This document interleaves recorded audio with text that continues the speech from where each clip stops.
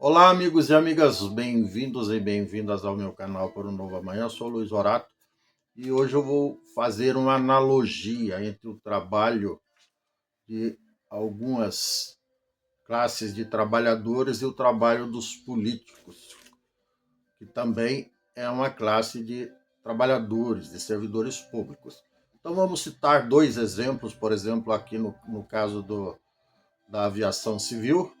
Tivemos o caso do voo 1549, que decolou do aeroporto de LaGuardia, em Nova York, nos Estados Unidos, no dia 15 de janeiro de 2009, tendo a bordo 155 pessoas, entre passageiros e tripulantes. E o que aconteceu com o avião, que era um Airbus 320 da US Airlines, Airbus A320, melhor dizendo. O avião, logo depois que decolou, colidiu com uma revoada, um bando de gansos no céu, e daí danificou um dos motores, e o piloto, habilidosa, heróica e responsavelmente, desviou a rota do avião, que ele percebeu que ia cair ainda sobre a área urbana da cidade. Ele desviou para o rio Hudson. A coisa foi tão impactante, no bom sentido, que até esse episódio, até hoje, é denominado como o milagre do Hudson, do rio Hudson, lá nos Estados Unidos. Então, e teve uma situação semelhante. E esse heroísmo foi, evidentemente, atribuído a toda a tripulação, mas principalmente ao piloto, ao comandante, o Chesley Sullenberg, melhor dizendo. E teve um outro caso, inclusive tem um filme sobre, pesquisem aí nas redes sociais e assistam, que vale a pena. Para quem não se lembra do que aconteceu, que foi amplamente noticiado em toda a imprensa nacional norte-americana e internacional, foi assim que nós aqui no Brasil e no restante do mundo ficamos sabendo desse ato de heroísmo e desse incidente que quase se tornou um acidente fatal, não fosse, evidentemente, o heroísmo do comandante, do piloto, e a competência, o preparo e tudo mais. Então, tudo isso é extremamente valioso. Tivemos um outro episódio mais recente, mas bastante parecido, que foi com o voo 8633 da empresa Sichuan Airlines, que lá no dia 14 de maio de 2018, o avião que ia com 119 passageiros e mais 9 tripulantes para a cidade, para o aeroporto. Ele decolou do aeroporto de Chongqing, eu não sei pronunciar muito bem isso aqui, Janssen, e ia para Lhasa Golgar. Só que tiveram que atravessar uma tempestade gigantesca na região e que acabou obrigando o piloto a fazer um pouso forçado no aeroporto de Chengdu Shuanglin. Era um Airbus muito parecido com o outro do episódio anterior, do Milagre do Rio Hudson. Era um Airbus A319-133. E o piloto, herói, lógico, o heroísmo não foi só dele, mas de toda a tripulação, que se comportou e agiu muito bem, fez um excelente trabalho, salvando a vida de todo mundo. O piloto era Liu Shanjian, não sei se a pronúncia está correta. Enfim, vemos aí dois episódios de heroísmo que salvaram a vida de dezenas de pessoas. E esses heroísmos não foram por acaso, não foram por sorte e nem por qualquer outra interferência interplanetária. Não.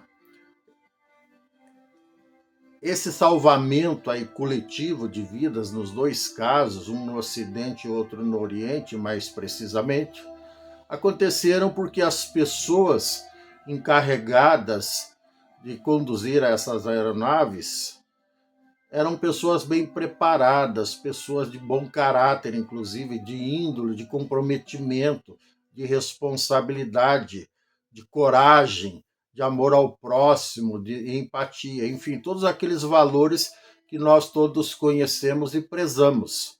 Aí eu estava assistindo os dois filmes relativos, né, evidentemente na época que aconteceram esses dois incidentes que poderiam, como eu já disse antes, ter se tornado acidentes graves, fatais, com a morte de todas as pessoas envolvidas, e inclusive e até o dano fatal do ponto de vista material, que seria a perda da aeronave. Em ambos os casos, parece-me que até as aeronaves foram recuperadas.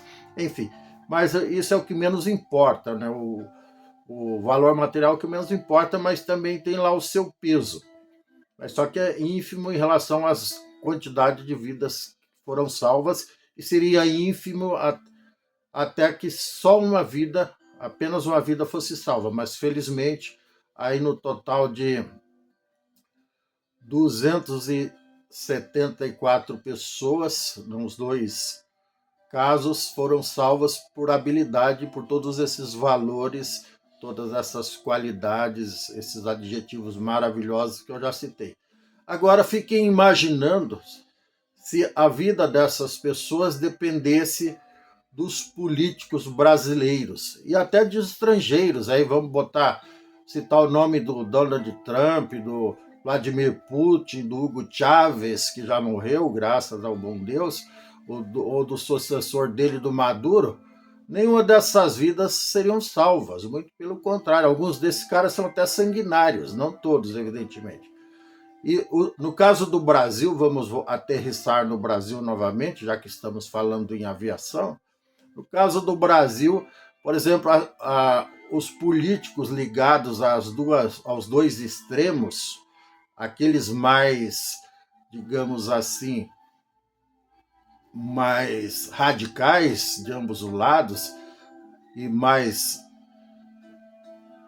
descomprometidos com o interesse público, com o espírito republicano, com a democracia. Imagine se esses caras fossem os comandantes e também os tripulantes desses dois aviões. Não é preciso ser muito esperto para saber que todos teriam morrido, inclusive eles. Principalmente quando se trata de despreparo, descomprometimento com o próximo, falta de empatia, falta de coragem. Esses aí que fazem questão de deixar claro para o público, sem qualquer vergonha na cara, ou seja, com toda a desfaçatez do mundo, que só estão lá para se locupletar. Esses que fazem parte dos noticiários policiais, que estão sendo processados, investigados, muitos dos quais já estão condenados ou já foram condenados e depois tiveram a graça de ter a graça, entre aspas, né? Ou pode até ter sido, de ter as condenações anuladas por amigos e amigas. Então, esse tipo de gente, evidentemente, se fosse comandante de avião, de navio, de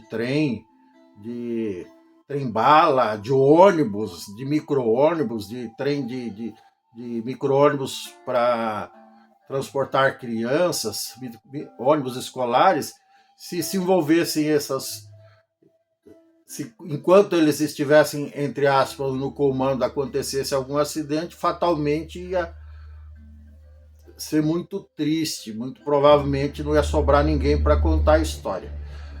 Isso fica bem claro quando a gente vê o perfil dessa gente, sobretudo, como eu vou deixar bem claro, não são todos os políticos, é uma minoria insignificante, graças ao bom Deus, mas eu estou falando isso aqui agora para que nós possamos refletir. Até porque, numa análise bem simples, como eu já disse aqui, em dezenas, talvez centenas de vídeos, a culpa deles estarem no poder, roubando dinheiro público e não fazendo nada em benefício do povo brasileiro, do povo de cada estado ao qual eles pertençam, do povo das cidades que eles moram ou já moraram, é porque alguém os colocou lá, alguém votou neles, acreditou neles, ou se deixou iludir por eles, ou se permitiu ser enganado por eles.